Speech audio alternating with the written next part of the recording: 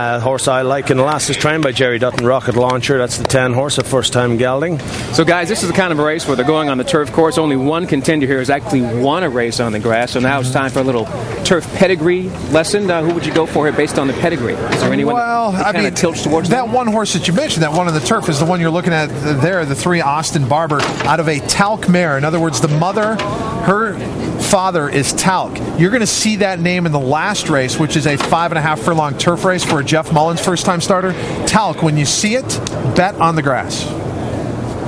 See, that's what I like. Yeah. This little pearls of wisdom. That away. Talc. Little nuggets that I can use. Keep turf pedigree lesson. Who would you go for here based on the pedigree? Is there anyone that kind of tilts towards that one horse that you mentioned, that one on the turf, is the one you're looking at there, the 3 Austin Barber, out of a talc mare. In other words, the mother, her father is talc. You're going to see that name in the last race, which is a 5.5 furlong turf race for Jeff Mullins, first-time starter.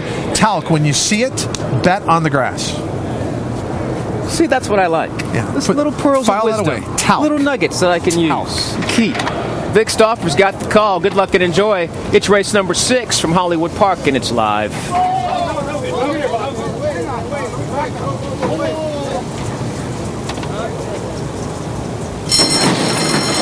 They're off. Will and T.A. Thomas Allen. Cahill Mango a bit slow into stride, but now right up there to challenge. Rhino Chaser and Presumption are next. Then comes It's a Perfect Day, and Austin Barber is tightly between horses. A logjam up the backstretch. Will just in front between horses. Cahill Mango 3 deep. T.A. Thomas Allen just inside of those 2. Then it's a lineup of 2.5 lengths back 2. Rhino Chaser, who's 4 deep.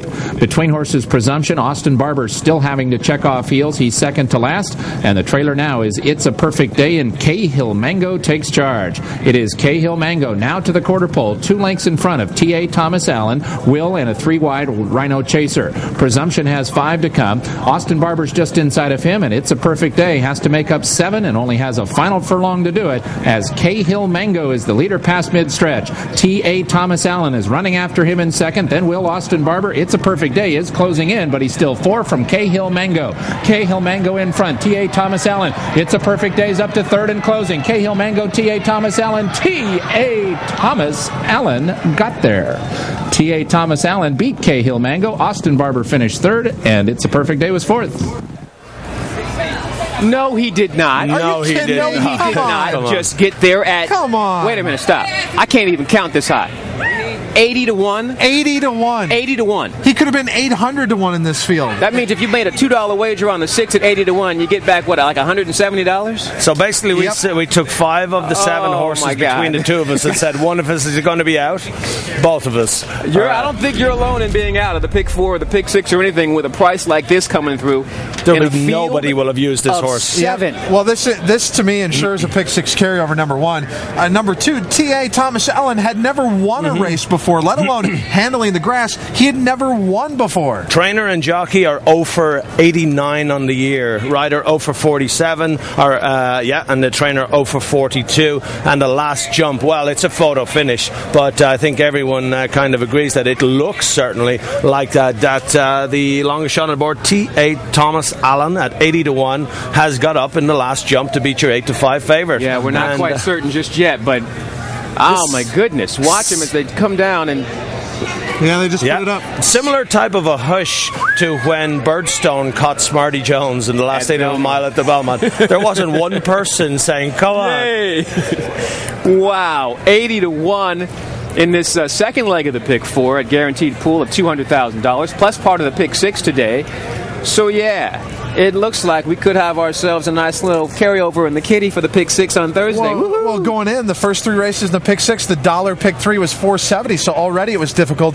And believe me, I just don't see this being on anyone's ticket who is alive. This is one of those situations where when someone says, anyone, that are in the race, sure they got a chance because they're in there, you'd say no. Well, this horse doesn't. As they turn for home, and everyone can see that your favorite is getting very tired at 8 to 5 on the lead is Cahill Mango. So there is at least 3 or 4 horses with a chance, including Steve Knapp. He had a chance to get it done in here. He has the 1. It's a Perfect Day. Doesn't get there, runs 4th, and he's upset about it.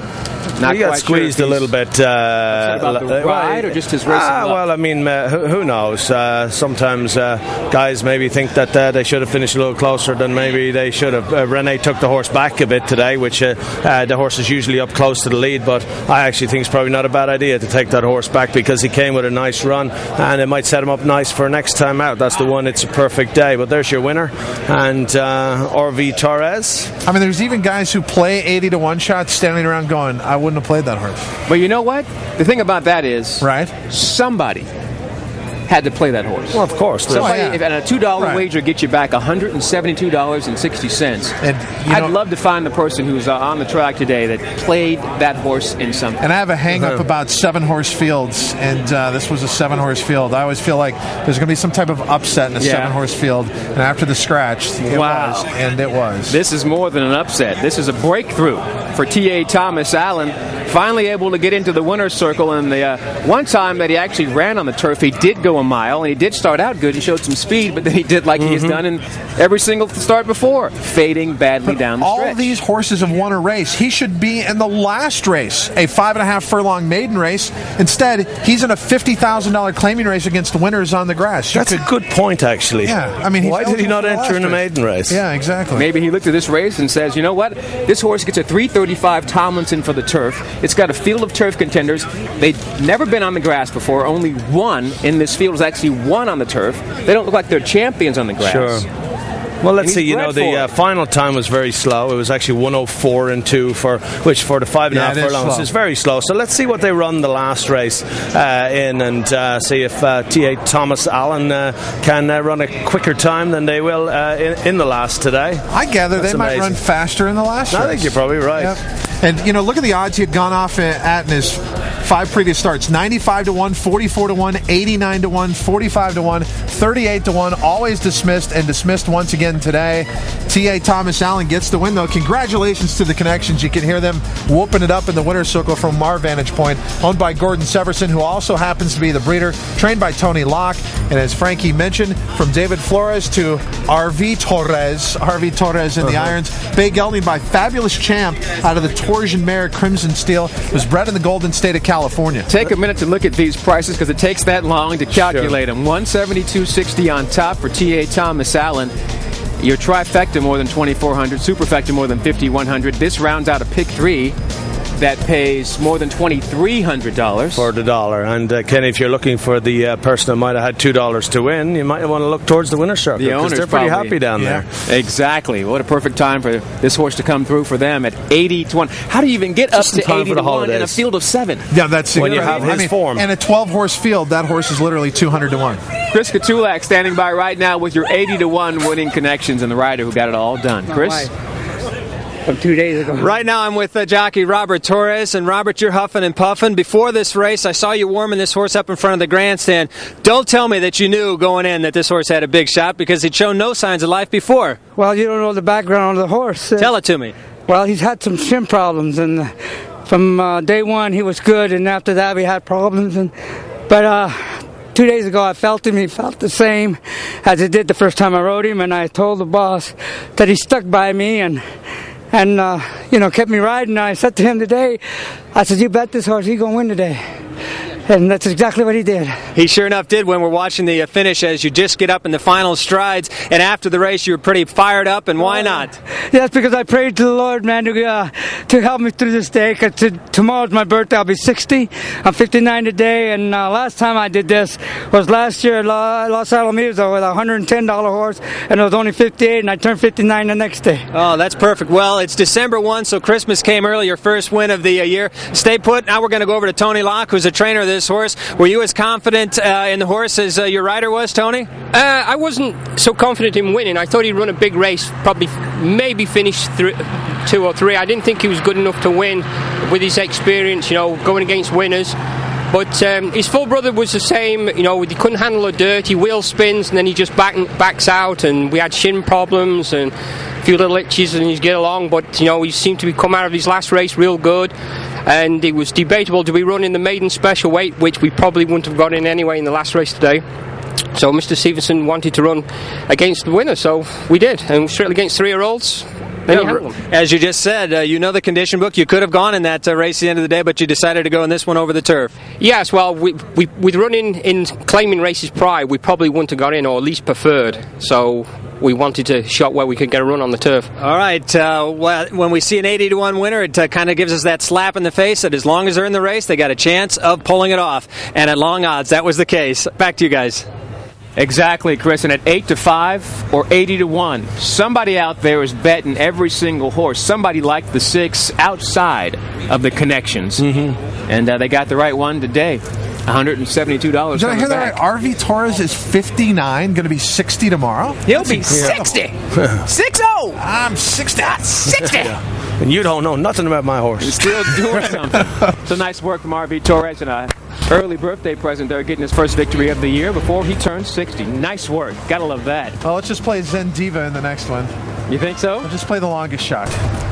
Hey, what's wrong with Zen Diva? She's 3 for 3 Yeah, at I thought Hollywoo she had a Park. chance, man. Exactly. And now the big scratch in this race, guys.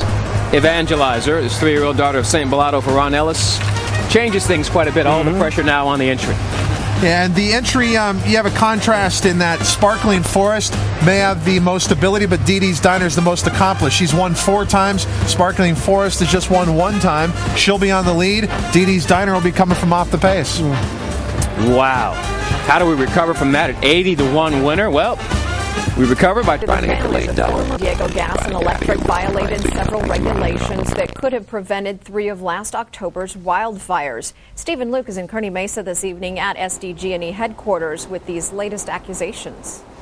Catherine, San Diego Gas and Electric is accused of doing several things poorly in that report, but perhaps the most potent finding refers to the rice fire out of Fallbrook, where investigators for the PUC say that SDG&E failed to heed the warning that when the investigators looked into this, they found that was the fact. If their families and loved ones were living and biting in that neighborhood, do you think they might have taken action? Emily